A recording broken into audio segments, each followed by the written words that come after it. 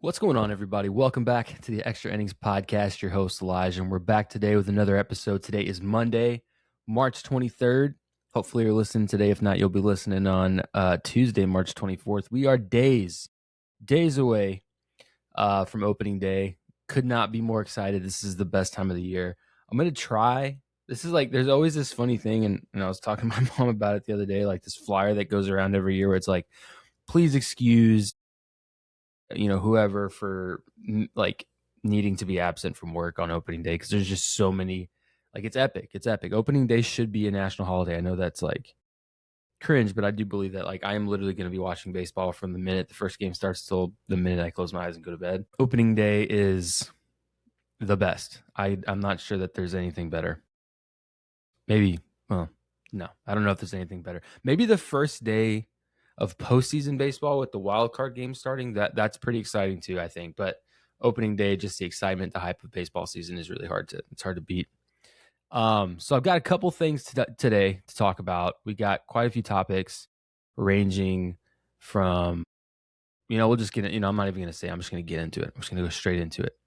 But we will end with the power rankings. MLB always holds off on their power rankings. You're always going to get like The Athletic and all kinds of other people talking about their power rankings, preseason power rankings, end of the year power rankings, and MLB released theirs. And I went over them today while I was working, and I'm not gonna lie, I'm not in agreement with quite a few of their rankings. I'm actually like almost like in shock with some of them. Some of them I'm kind of like, I guess, but some of them are way off. But anyway, we're gonna start. So I have three kind of like weird random topics. One is Ben Rice signed with Ben's rice. Never thought about it. I don't eat bagged rice. I cook my rice. But back in my days of like college and not wanting to cook, I was a big Ben's Rice. It used to be Uncle Ben's Rice. Now we're at Ben's Rice, and now Ben Rice is signed with Ben's Rice. Can't see a better sponsorship for Ben Rice. Second weird topic on my list is there was a jersey. Apparently we keep track of how expensive Shohei Ohtani jerseys go for. Apparently that's a new thing. I don't know why we're keeping track of that, but we do. Apparently that's a thing. So apparently Shohei Ohtani wore a jersey against when they play. Apparently he definitely wore a jersey, but he wore a jersey when they played Chinese Taipei in the World Baseball Classic. I think that was their opening round. On March 6th. March 6th. Okay, so he wore it on March 6th. And it sold for $1.5 million. He hit a grand slam in it. Okay. Who's buying a jersey for $1.5 million? Baffles me. Apparently another jersey he sold or that someone bought that was Shohei sold for $250,000. Even that's ridiculous. You got to be a massive Shohei Ohtani fan, or you're doing something where you're going to recoup that cash, because $1.5 million on a jersey that he wore for a couple hours seems a little egregious. And it was a blowout, 13-0. I can see if you want the jersey that he wore in the World Series when the Dodgers won the World Series, or I can see that maybe, but for a blowout win in the World Baseball Classic, like, nah, dude, that's crazy. $1.5 million is crazy. And the last weird thing I've got on my list today, my hair is like not doing well. Honestly, I need to cut my hair. I've been like flirting with this idea of growing it out, and look at this. I hate it. I really don't like it. I don't know how guys do the long hair. I cannot stand it. It's going here pretty soon. But anyway, the last thing on my list, and it's been circulating all over, baseball, Twitter and Instagram, and all the social medias. So the spring breakout game started last week. So pretty much all the top prospects from every organization play against each other, kind of leading into the season, kind of just like a way to kind of showcase the talent that all these teams have, going into the year. And listen, I didn't know this kid. I didn't hear of him. I was unfamiliar with his game, I guess is the way to put it. But like, I had not heard of this kid. Seth Hernandez, right? So that was the guy who was pitching. He was pitching to Max Clark. And he threw the first pitch at 102 miles an hour. He's 19 years old. I looked him up because, again, I hadn't heard of this kid. Of course, Pittsburgh Pirates drafted him this past past draft. I mean, he was committed to Vanderbilt University. He signed with Pittsburgh for $7.25 million, where for a $7.25 million bonus, setting the record for the highest bonus ever given to a high school pitcher. Like, the dude's good. And I watched his outing. The dude's nasty. Now, I say this, number one, kind of before we go into the, because this segues kind of into the Pirates and their who they've got on their pitching staff and who they've been able to like draft over the last couple of years, including Paul Skeens, obviously. Max Clark's been getting a lot of hate. Not hate, just people have been throwing a lot of shade at Max Clark on social media. The kid can ball, and like let's people are he had a couple blunders in the outfield, like crazy enough, like didn't like he just had a couple blunders and he's struggling as a young player. People are clowning him because he wears all the chains, and again, I will say like it's very out there. People are like you should earn the right to do all that, and okay, people, everyone's gonna have an opinion. That's the world we live in these days. But listen, like, and again, I'm trying to find his stats so we can go over his stats real quick. Here they are. Like the thing about it, so I had the privilege of talking to Max. This was in 23. He got drafted in 23. I talked to him like 2 weeks before the draft on my previous podcast. And honestly, like the persona that people are thinking that he has is nowhere. It's not. He's not this like overly flamboyant, like people are calling him a douche. The dude is like the most chill, humble guy, like super relaxed, like not anywhere near what people are thinking that he comes off as. Like honest to God, like I had a blast talking to him. He just was not what you would expect. Like people are thinking that he's like this total douche, and it's just not the case. So just want to throw that out there. Max Clark is the persona that he perceives or that everyone thinks that he has is not. It's just not true. That's just not it, man. But let's be on it right here. So last year he batted .271 with an .835 OPS. Like the kid can ball. Yes, he had a couple blunders here in spring training. It happens. Like people make errors. It's gonna happen. Like the kid can ball. So throwing that out there. But going back to Seth Hernandez, that dude is nasty. And there's a lot of awesome baseball played. If you didn't watch the spring breakout series, you missed out. I would implore you next year in spring training to watch the spring breakout series because you're going to see a lot of dudes that are going to be up in the big leagues here pretty soon. And it's just a lot of really awesome talent to watch. But yeah, funny moment between Max Clark and Seth Hernandez, and that kid throws absolute gas. I'd be shocked too. First pitch you see, shoot, 102. God, that's pretty crazy. But what I was saying was the Pirates have drafted like some of the greatest pitchers, and that's why I'm kind of upset. Not kind of upset. It's more disappointing than upsetting the fact that they're able to have as many studs that they can get on this roster. I mean, you've got Braxton Ashcraft, Bubba Chandler, Paul Skeens. I mean, and now you've got this kid coming up. Like they have the makings to make a nasty. And then you've got obviously Mitch Keller. Where's that one guy? Oh, he's hurt. I have another guy who's escaping me. Jared Jones, another guy who's a stud. Like he's just been dealing with a lot of injuries. But like if let's say you have all these guys healthy, right? And let's say reluctantly the Pirates are able to hold on to Skeens for as long as they can hold on to him, and he's healthy all the way through while he's with the Pirates. The Pirates have the ability to make one of the nastiest starting pitching rotations in baseball. Let's say this Seth kid, this Hernandez kid can, progress through obviously the trajectory that he's been given, that everything's going according smoothly. He stays healthy, he progresses, he gets ready, and then he makes his big league debut and he stays at the big league level. Like these guys can do some serious damage, and it's like disappointing in the sense they just haven't put a team behind them.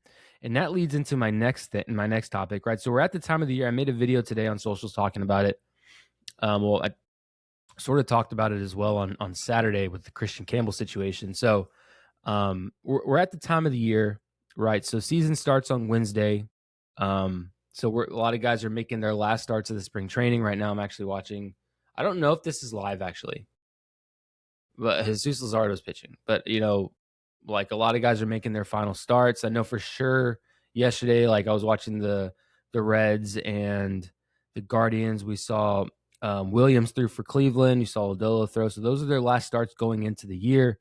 And now, of course, it's the time where guys are finding out if they're going to make the team, if they're going to, start with AAA. It's an exciting time for a lot of guys. Also, maybe a disappointing time, obviously. But the first one at the top of my list, which I just didn't quite understand, and I'm going to see if I can find, because I wanted to wait to dig more into this, so I could get like live thoughts about it while I was doing the podcast. But yes, Connor Griffin, the number one prospect, not only in the Pirates organization, but in Major League Baseball, is not starting the year at the big league level. And I'm shocked. I thought watching him play all year, like this is their starting shortstop. I don't even know who the hell their starting shortstop's going to be. I mean, again, the first thing, off the charts. Yes. Yeah, he's been playing off the charts. It's insane. Yeah, why aren't they including him? He didn't sign a contract extension. No, that's not part of it. People are saying that that's why. No. What's with the stupid extensions, man? We're going to talk about that in a minute too. But again, I don't see how or why they wouldn't have started him. If it comes down to something that's stupid, I'm going to lose it. But a big shock. I was shocked. I was like, earlier this year, I think I even talked about it, like Connor Griffin, he is like, I think he's 19 years old and he's an absolute monster. I don't know where these 19-year-old kids are just rolling out of, where they coming from. But again, maybe they're trying to slow it, like to maybe like kind of ease him into it. I don't know. Like, here you go. 4 of Griffin's 7 hits in the Grapefruit League this spring were home runs. He batted a .171. Oh, well, see, he had a really high hard hit ball average. I don't know if you really want to take that, but he also finished 2 for 18 with an 8 strikeout run. Okay, hey, time.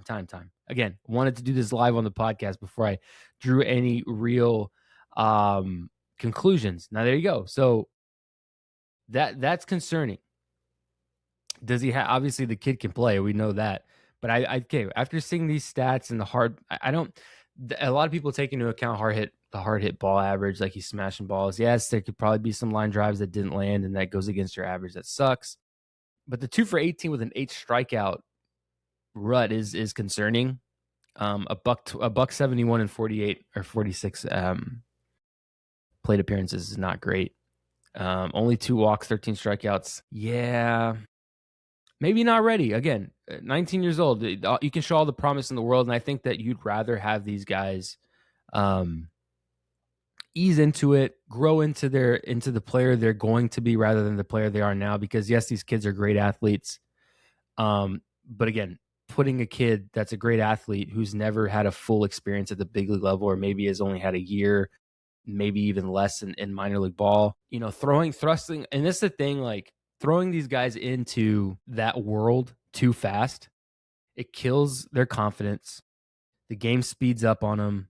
They can never grab their footing, which then goes back to the confidence argument. Like a lot of these times you need these guys to go up confident and be mature ball players so they can not only just perform, but they can handle themselves over a long period of time. Because you don't want these guys to go out there and just bust. Just play, just throw them into the league, and then they just don't bust and never find their footing, and then you're dealing with a bigger issue, right? So, okay, at that point, I get it. So Connor Griffin was one of the big ones. The second big one was Dylan Cruz, who also is going to be starting the year at the AAA level. If you don't know Dylan Cruz, LSU guy, drafted, one of the top prospects as well.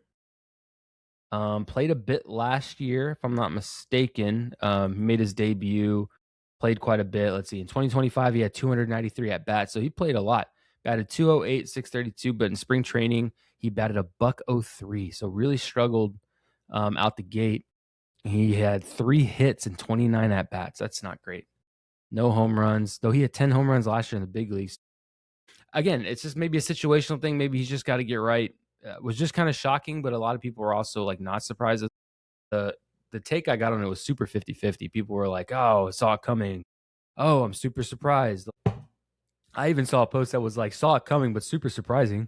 That doesn't really make a lot of sense, but I digress. So another one that's pretty weird. Obviously, like these guys, again, I don't know when Connor Griffin's going to make his debut. I'm assuming if all goes well and he can kind of solidify some numbers down, I'm sure he's going to be AA probably.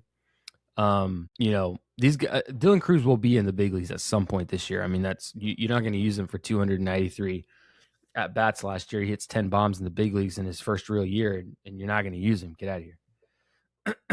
So he'll be up there at some point. Now, a big one or big two that I did make a video about today on social media is Jason Dominguez and Spencer Jones. The Yankees do have, excuse me, I really got to stop drinking these sparkling waters while I do this. It's just habit. I know they had a couple pitchers that are going to be starting at the in the minor leagues. They've already been assigned that are studs. I forgot the kid's name. Big, tall, lanky dude. I know that doesn't really narrow it down, but if you're a Yankee fan, you know what I'm talking about. Let me see. Yankees option. I gotta find him now. It's gonna drive me nuts. Come on. Oh, who's Mac? No, what? I don't want to talk about Max Schumann. Yankees option. Not Jorbit V. Okay, so this is not gonna work for me here. I don't remember the kid's name. Lagrange. That's his name. Kid's a stud. But anyway, I digress. Anyway, so they optioned him, but the two that everyone's were really upset about, and again, it for people who don't know the game necessarily and like how it works fully, I can see why people are upset. And honestly, it's disappointing, right? So number one is Spencer Jones. I mean, Spencer Jones.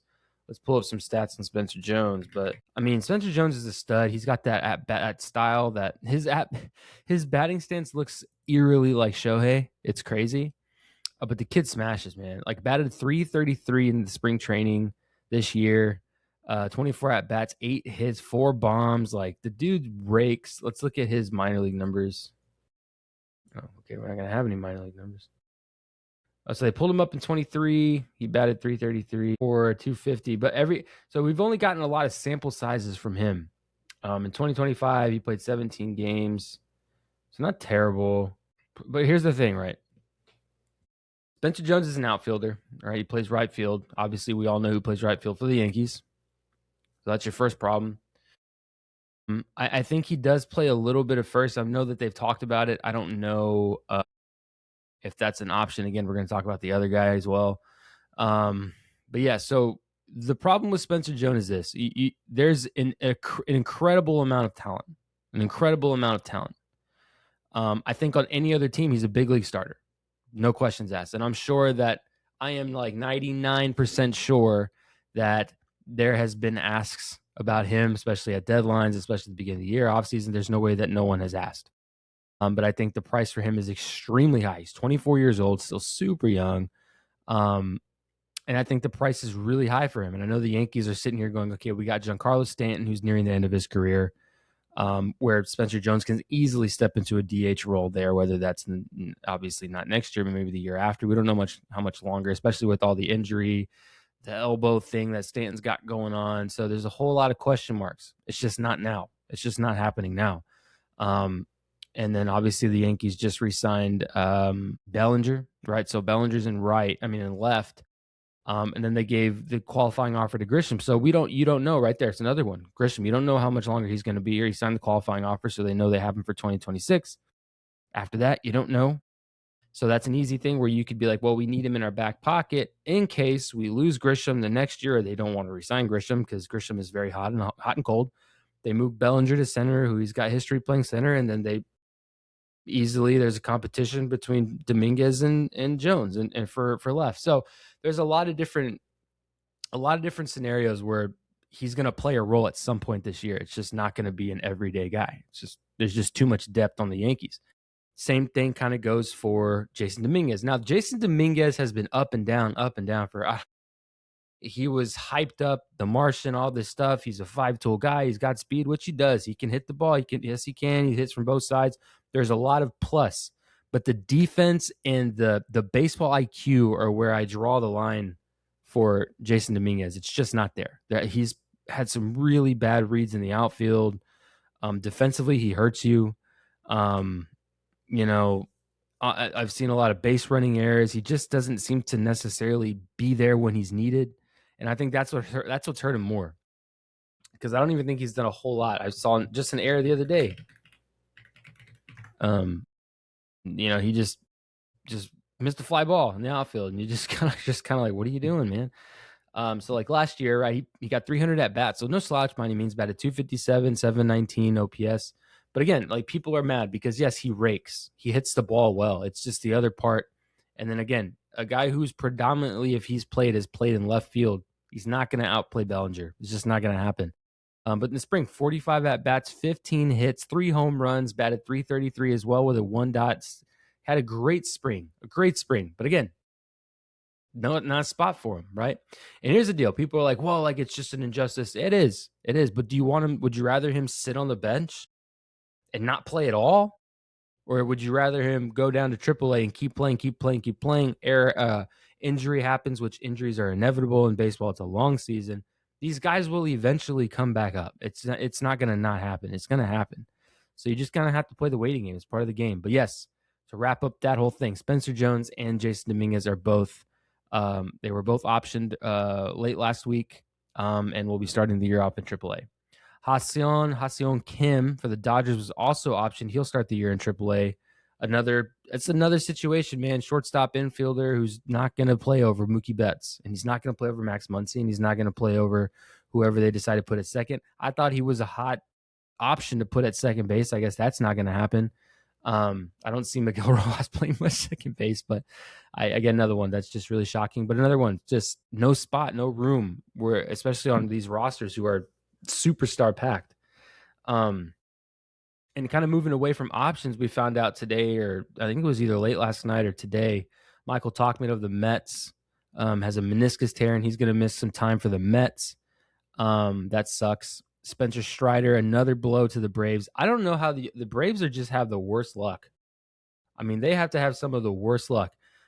Spencer Strider is going to start the year on the IL with an oblique strain. No timetable on that. And then obviously the 3 guys that we spoke about forever ago with the hamate bone, Corbin Carroll, Francisco Lindor. I haven't heard anything on Francisco Lindor. I think they were hoping that Corbin Carroll would be ready by opening day. He's been playing, which is pretty crazy, but I don't think he's going to be ready.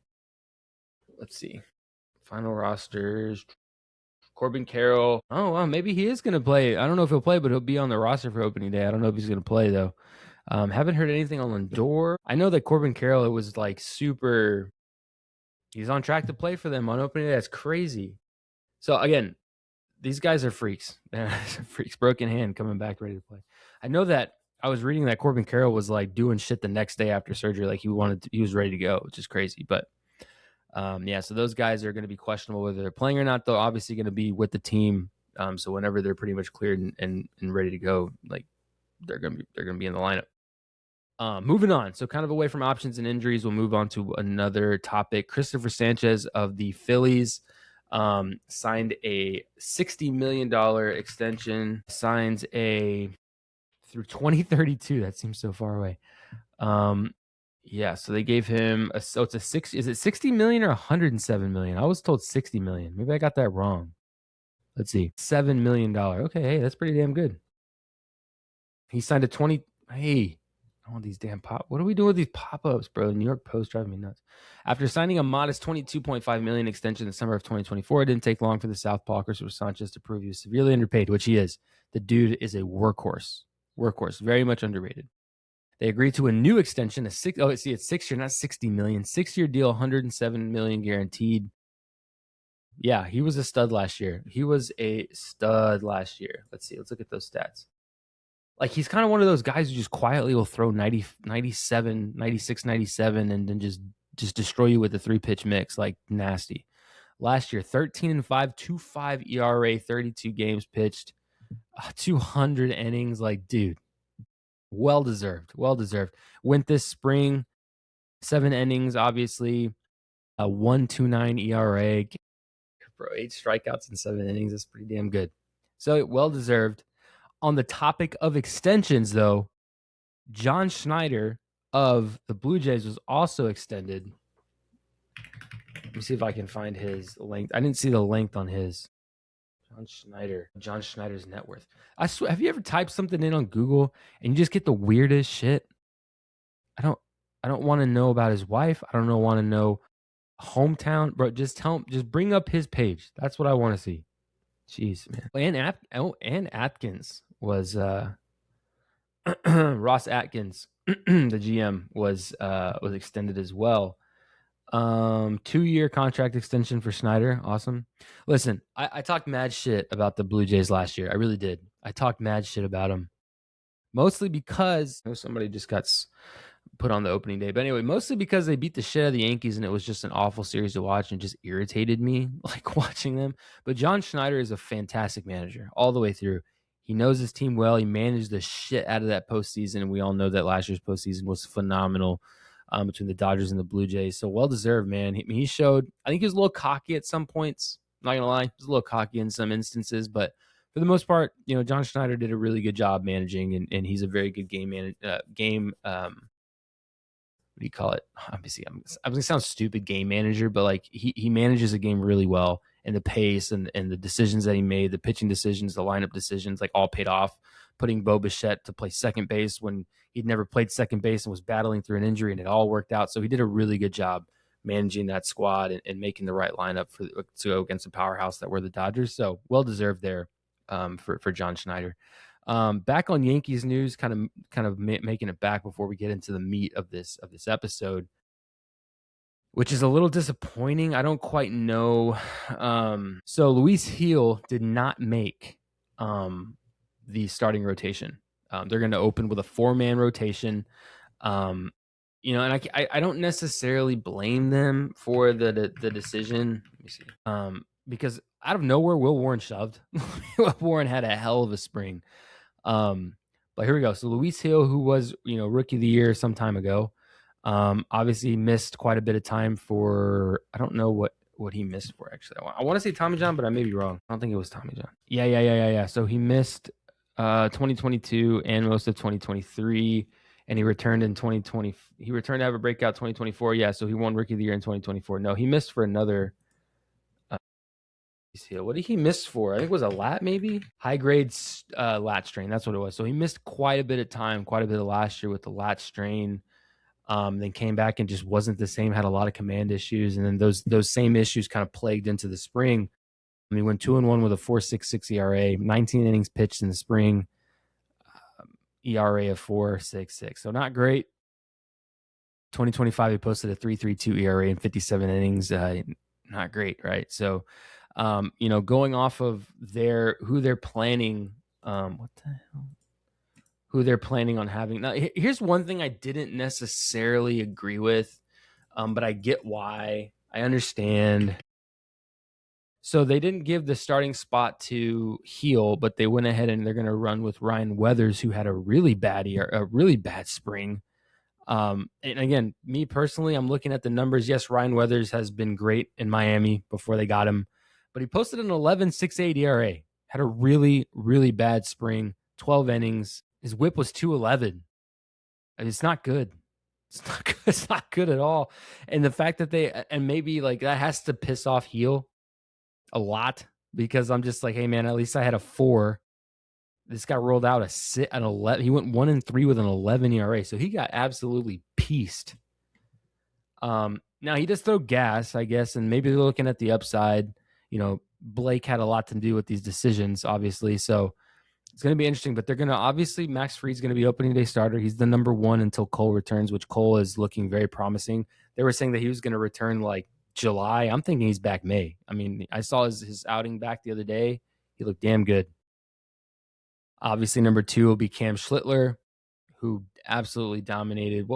How did Cam do this past year? Let's see what Cam's stats were for the spring. Obviously, legendary performance in that wild card game. 0.93 ERA. Get the fuck out of here.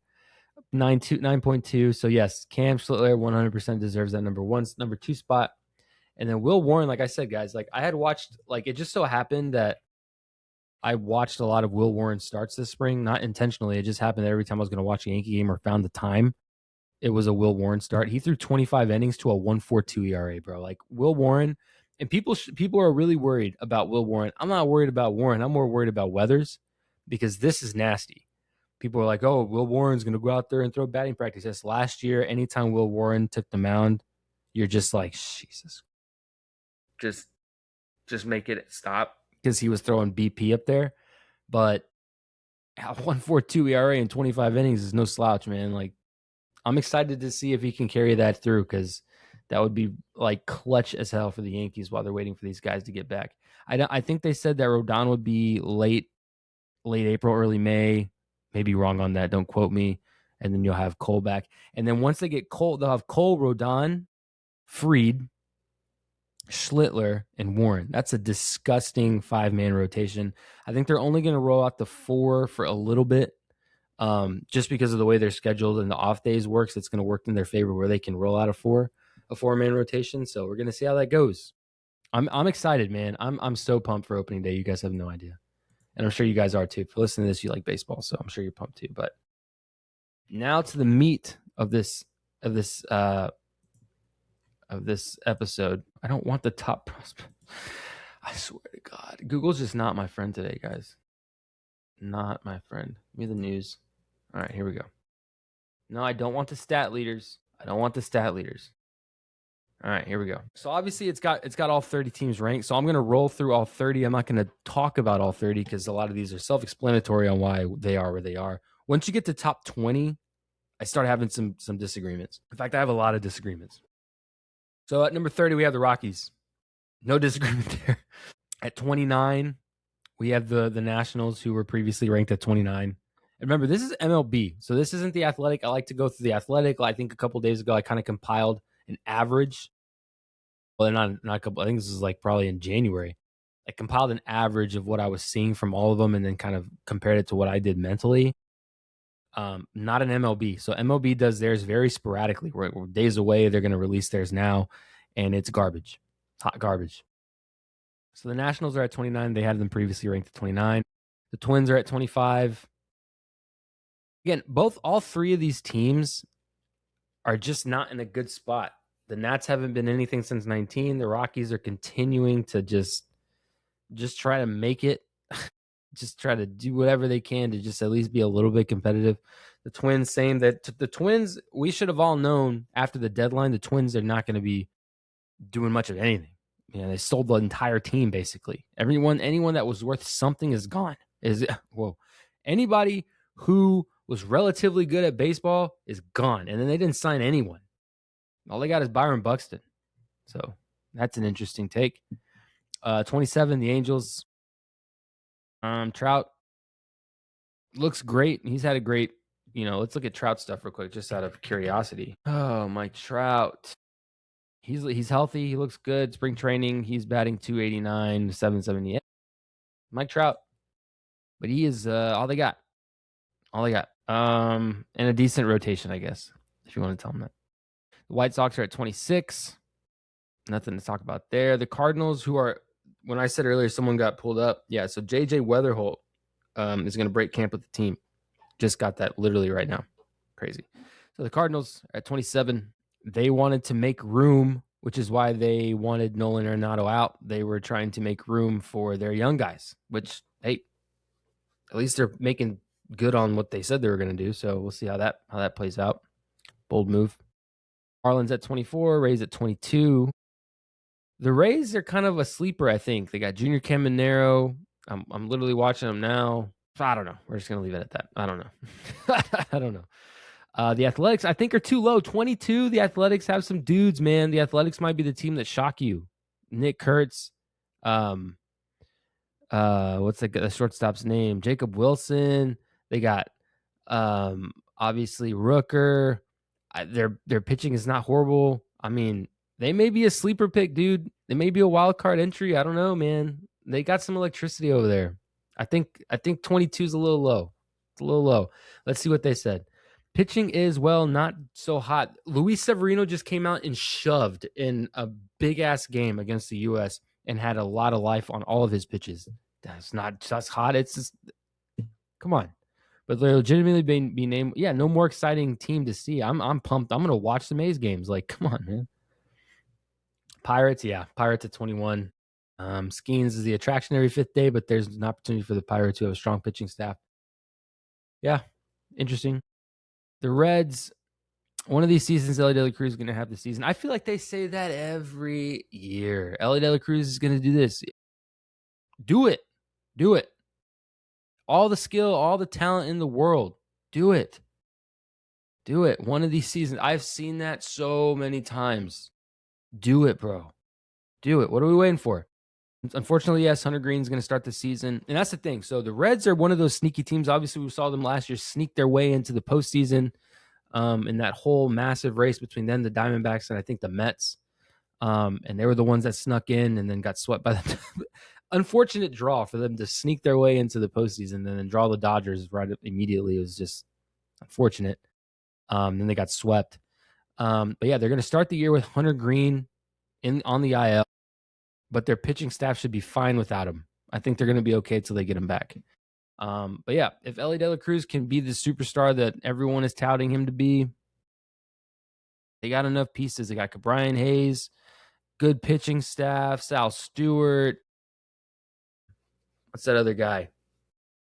Spencer Steer. A lot of good players over there, man. My boy Jose. They got Trevino over there. So again, solid team. They just put it together, man. Guardians at 19. Fans might not be necessarily be feeling it, but this isn't I don't think so. I don't believe it. I don't. This, between the Guardians and the Tigers, everyone's like, these are the sleepers, and I just don't. Every year it's the same with the Guardians, the Indians, whatever, Cleveland. It's the same game. They'll run out there in the DS or the wild card and then bounced every year. I'm not even a fan, but I've seen it so many times that it's just what you expect at this point. And then they'll make it to the ALCS like they did in 24, and then get bounced by a team that just has more power to them. It's just kind of how it goes for them. Well, the Giants because the Giants are at 18. I'm trying to read that. I don't know why I got excited there. Well, the new manager is exciting and fascinating, obviously. If you didn't know, the Giants, you have to know. Again, if you're a baseball fan, you know that they went ahead and hired Vitello from Tennessee. Never played in the big leagues, never coached in the big leagues.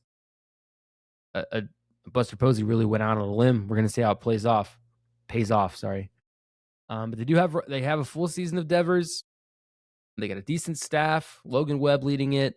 Got some pieces. We're going to see. I think at 18 or 19, the Giants are good. And if they do better, they do better. The Astros, I feel like they always put Astros top 20 just to put them top 20. But I have heard zero about the Astros this year. Nothing. I've heard nothing. And I'm not an Astros fan by any means. And for a while, I despised them. They did get that Tots. What's his name? Suya, I think is how you say it. Anyway, they did get him. Again, first years for these guys coming over is always a mixed bag. You don't quite know if they're going to adjust well or if it's going to take some time. But if Yordan's healthy, they do have Hunter Brown. Obviously, Carlos Correa, Altuve. I just don't know if they're really going to be able to compete. I think at 17 is still too high. I think they should be in the mid 20s. No, that's too low. That's okay. That's mean. I'd say like 19, 20. 21. The Rangers are next. They're at 16. I think they're ranked too low. Way too low. The Rangers, I think this is going to be a year for the Rangers. I really do. I really, really do. I have a lot of high hopes for the Rangers. They have an incredible staff between DeGrom, Evaldi. They got Mackenzie Gore, Corey Seager. They went and got Brandon Nimmo. They have young stars and Josh Young. Evan Carter's going to come back, I think, and do really well. Obviously, you can't forget Langford. They went ahead and got rid of Himes. They got Higashioka. Like, they got a team, man. If the Rangers can really put it all together, you got something cooking in Arlington. The Diamondbacks, man, this pains me. This hurts. I watched them all off season. All spring. I was really hopeful for Gallen. Gallen's having a real tough time. His first couple starts were good, and then he's been getting the last two starts. He's gotten pieced. And they're drawing the Dodgers on opening day, and he's going to have to go against them. So I don't know what to expect there. Arenado is a question mark again. Don't quite know. Actually, curious now. How did his spring go? Are you going to let me scroll? 400. 1-5. Damn, Arenado going off. I guess he's had a small sample size because it's not taking into account the World Baseball Classic because he played for Puerto Rico. But again, don't quite know what to expect. But if you get anything like this sample size, shit, watch out. Obviously, Perdomo, get Marte. They're going to roll out Pavin Smith quite a bit. McCann behind the plate, Gabby behind the plate. I mean, they got a lot of guys. If these guys can put it together, but again, the problem with the Diamondbacks is never the offense. It's never the defense. It is always the pitching and the lack thereof. We're hoping Corbin Burns will make his appearance at some point. But right now, you're really relying on Zach Gallen, Brandon Pfaadt, and Erod. But if Erod can pitch well, hey, if he can do what he did in the championship game, shit, it might be okay. If Gallen can turn it around and figure out how to get everything back in sync like he did in 22 and 23, you're good. And then you add Burns in there at some point, you're good. I would put honestly the Diamondbacks probably 18 or 17, just considering all that. And again, these are obviously going to change the minute this in a week from Wednesday. It'll all change, but that's where I'm feeling on my Diamondbacks. The Royals, with as well as they played, another one that's I think 14 is good. I can't disagree. A lot of awesome star power was shown in the World Baseball Classic between Michael Garcia, Caglione, Pasquantino, Bobby Witt. They're a team that's on the rebuild, man. These guys, maybe not this year, but I bet you in like 2 years, the Royals will be feared in Major League Baseball. Braves, way too high. 13 for the Braves? No, too many injuries, too many question marks. Let's see what it says. The Braves once again seem snake bit, absolutely, but let's not lose the plot here. Acuna Jr. remains a superstar. Okay. He can't do it all, man. He can't do it all. Who is set for his first full season back? Yep. There are many excellent players on the roster due for some good fortune. You can't base a ranking off of hoping that they do great. Where's the solid like that is what irritates me about their rankings. They're due for some good fortune. Look at the stats, the all the negative vibes around them. They got to be way higher. I don't know where, but they can't be at 13. Padres are at 12. I think the Padres are too low. I think the Padres are going to be another sleeper team. This is a team where you can feel like the vengeance like just brewing because they've always been bounced in the CS or the DS and they can never get over there, and you can feel it. Especially after last year with what happened with the Cubs, you can feel that they just want it really bad. Machado wants it really bad. Tatis showed a lot this past World Baseball Classic. Bogarts, Merrill, great pitching staff. They got Joe Musgrove back. Like, they're going to be good. I think 12 is way too low. Let's see what it says. It's been a period of transition for the whole organization, but this lineup still has mania. They didn't say shit. That's so weak. If you're going to make a crazy ranking, explain why. Brewers at 6, who were previously at 6 at 11. Yeah, after they dealt all, that's sure. I still think they should even be higher. From 6 to 11 is a horrid jump, though. Sell your team, that's what you're going to get. Let's see what it says here. Well, they won the NL Central again last year and had the best record in baseball. Still, no one seems to believe in them. I don't, especially when you start selling off your best guys. Durbin and Peralta, and I don't even know how else they lost. You can't really rely on on Yelich to do it all by himself. 10. The Orioles are a team I do expect. I think 10 is perfect for the Orioles. I think 10 is the perfect spot for the Orioles. Had a great 23. They showed the signs. Or was it 24? And then 25 was awful. 25 was awful. Fired the manager. It was bad. It was really bad. But you got Henderson. Jackson Holiday will be back in there, and he's just gotten better each year. I'm hoping Adley Rutschman can make his return and go back to the Adley Rutschman that jumped into the league years ago. Obviously, can't forget they signed Pete Alonso. Like, they have some skills, man. They got some stuff in Baltimore. Let's see what it says. I hope I'm not disappointed. My 2026 bandwagon team. Okay, may have not gotten the ace of fans. Yeah, they didn't get the guy, but they got some stuff. Pete Alonso. There's a chance. I bet you they do a deal by the deadline that makes them even stronger going into the second half. Tigers at 13. Again, another team that's just like the Guardians, who make it to the DS or make it one past. Maybe I can see them making it to a championship series, but they're not World Series bound. They're just not.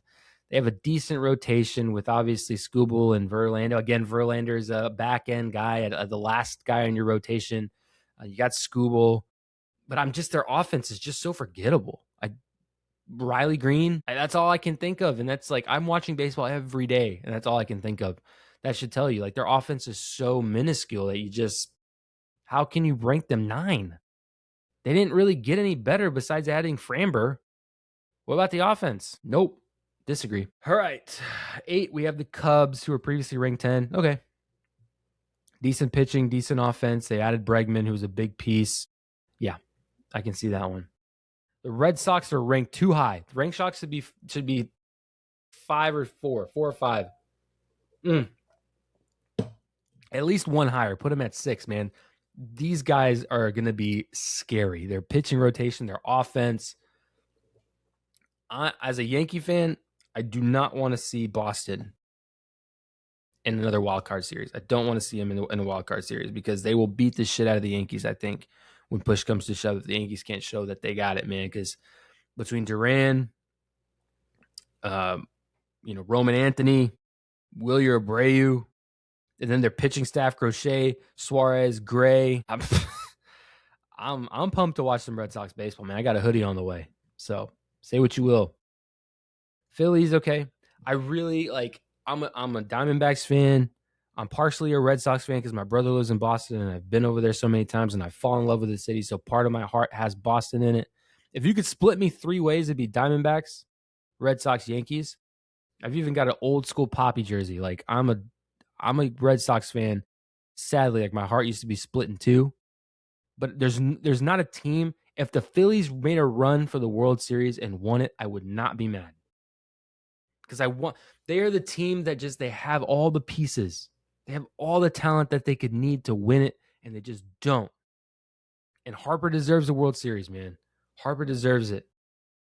Let's see what it says about the Phillies. I think it's going to be something stupid, but here we go. Excuse me, reloading. Okay. It's time for another run for the Phillies, who will admirably keep trying to capture that elusive World Series until this roster age out. Yeah, I mean, it's getting scarily close to where it's just not going to be there. You got Romuto back again. You've got Harper. You got Stott. You got Turner. You got Bohm, Schwarber. They are a powerhouse team. Like, there's no reason why this team should not be compared to a Yankees or a Mets or a like they have all of it. Do something. It's like the guy with the stick. Do something. God.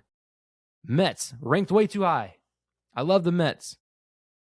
I don't love the Mets. I don't know why I said that. I like the Mets players. I don't necessarily like the organization, but the Mets too high. They should be at 7 or 8. The Mets, not so quietly, are potentially setting themselves up to be what they clearly want to be, the Dodgers East. They're playing everybody in these whack-ass positions. Their pitching is phenomenal. They're going to have a great staff, but how's that going to play out? Yes, Bo Bichette and, Simeon. I don't even know what to ask there. You have Lindor. But like the problem, and I said this at the beginning of the year, and I get it. People are going to, crucify me for saying this, but like getting rid of Diaz and not replacing him, or replacing him with Devin Williams and Luke Weaver, who sucked last year, like awful. And then not necessarily replacing Pete Alonso, but you got Jorge Polanco, who's slated to play first, who's never played first. Then you went and got washed Marcus. Oh, that's so rude, but like Marcus Simeon, who has declined every year since 2022, he's going to be your second baseman. Obviously, Lindor stud. And then you're going to put Bichette, who is recovering from a knee surgery, who's still working back to get back to his former self. You're going to put him at third, where he's never played third. Too many. It's just the star power is there. The lineup decisions are what scare me about the Mets. And then you have the Yankees at 4, which I guess they could be 3 or 4 interchangeably. Who they have? Oh, God. Let me just run through these real quick because I gotta break these down. At 4, they have Yankees. 3, they have Mariners. 2, they have Blue Jays. And then 1, the Dodgers. No one's going to argue that. But 2, 3, 4 are totally screwed. What? You're going to tell me that you think the Mariners have more potential to go further than the Yankees, Mets, or the Red Sox? The Mariners? Yes, the Mariners are great. Did we watch Cal Raleigh at all this spring? He was 0 for 9 in the World Baseball Classic. Julio Rodriguez was minuscule in all of the games I saw. Again, another one. This is why MLB drives me insane. It's all hype junk. This might be Julio's year. You can't just keep ranking these guys off of hopes and dreams, bro. Again, I'm not betting against him. I think I love Eugenio Suarez. I think that Cal Raleigh is a great player, and hopefully he can recapture. Again, to expect the same thing from Cal Raleigh is just crazy. He's not going to have that again. You just hope to get 3/4 of it. And if he can get 3/4 of it, you're still going to be a great club. They got Josh Naylor back. They got Crawford up the middle. Again, they lost Polanco. They got guys, man, but I don't think that you can even match them to the 3 that they have them ahead of. No, no. Again, the Yankees, if Aaron Judge stays healthy, which he looks damn healthy, just kind of skidded a little bit in that classic. You've got a stud pitching, one of the top pitching rotations in baseball when they're all back by mid-year. Bellinger, Judge, Grisham. If Grisham can start off hot and stay hot like he can, like we know he can because he did it at pieces of the year last year, and then Rice can slug. Then you've got, Jazz. If Jazz can play actual baseball and not try to be Aaron Judge, again, I feel like I'm a hypocrite here. Yes, okay. The Yankees have a lot of question marks, especially offensively and defensively, but the pitching rotation is going to keep them in more games, I think, than anything. The bullpen's kind of a question mark too. I don't know, but again, I still, on paper, going off last year, you cannot rank the Mariners higher. We can't. Blue Jays, to be honest, I think you could probably interchange the Yankees, Mets, and Red Sox. Those are pretty interchangeable. The Mariners should probably be at like 5. I'm stuck here. I'm kind of split because they have the Blue Jays at 2. I don't know. I don't quite know how I feel about that. Again, the Blue Jays went and they stacked their pitching rotation again. They went out and got Cease, but Cease had a really bad last year. So what do you expect out of him? Barrios is starting the year on the IL. What are you going to expect out of him when he comes back? I think they're running it back with damn near the same offense. They're going to have Springer back. They're going to have Vlad back. They're going to have Clement back. They'll have Varsho back. They'll have Barger back. So they got the meat of the lineup. A lot of pitching question marks, though. So I don't quite know if you're going to necessarily keep them at that point. Here's my thing on the Blue Jays. If the Blue Jays play like they played last year, all power to them. I just don't know if they're going to be able to repeat that same magic, truthfully. But if they play like they did last year and they keep it rolling, they can kind of, dodge and weave some of these pitching issues. Because Bieber's out too. Who is there? I'm curious. Who do they have on their pitching rotation? Savage is also starting the year on the IL, right? Yeah, he's expected to do a minor league game on Wednesday. So he's not even, it's just a lot of pitching question marks. Gausman is one of the few that I think they're going to be fine. He'll be there. Bruh, Major League Baseball is just on my nerves. All right.